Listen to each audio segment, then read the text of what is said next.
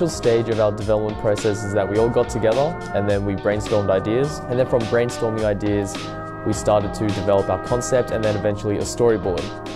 And then from the storyboard, we each divided our parts into 3 main parts. So each of us takes on a little bit of animation, a little bit of editing using Final Cut and After Effects.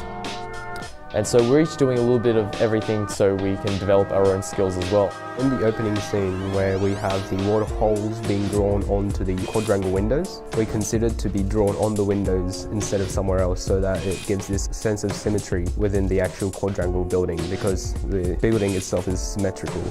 And in the second scene where the waterfall begins to fall down, we actually made it so that it dodges around the top window part so that it will look more real, more engaging for the audience to see.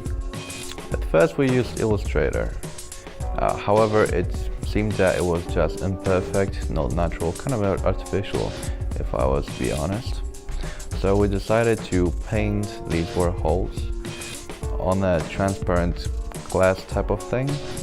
We recorded the whole process, and after we received the footage, we calibrated all the colors in Final Cut Pro, which turned out to be exactly what we want to achieve.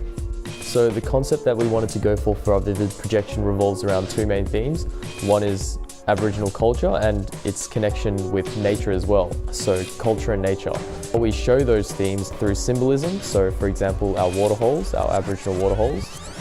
Another example is the Emu in the Sky constellation where we rotate it like a star trail. And we also have a waterfall scene where we fill up the quadrangle with water.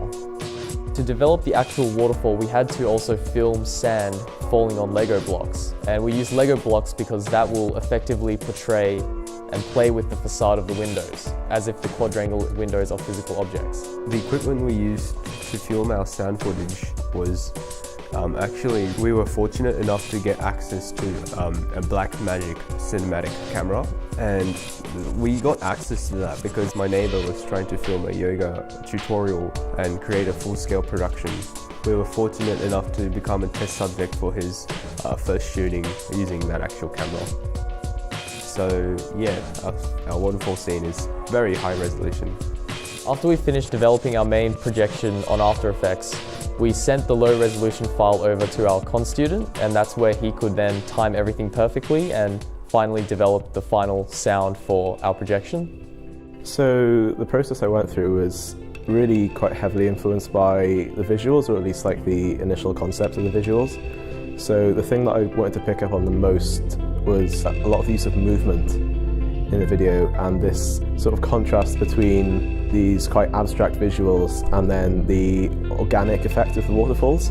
So I kind of took an approach of using sort of synthesized sounds and effects for the abstract visuals, and then for the waterfalls that appear, the waterholes in the video, I sampled different water effects and water sounds and then put some signal processing onto them to alter the sound. I've been to Quadrangle a couple of times. I had to record some footage. At these different times people reacted differently, but most of the time they actually clapped.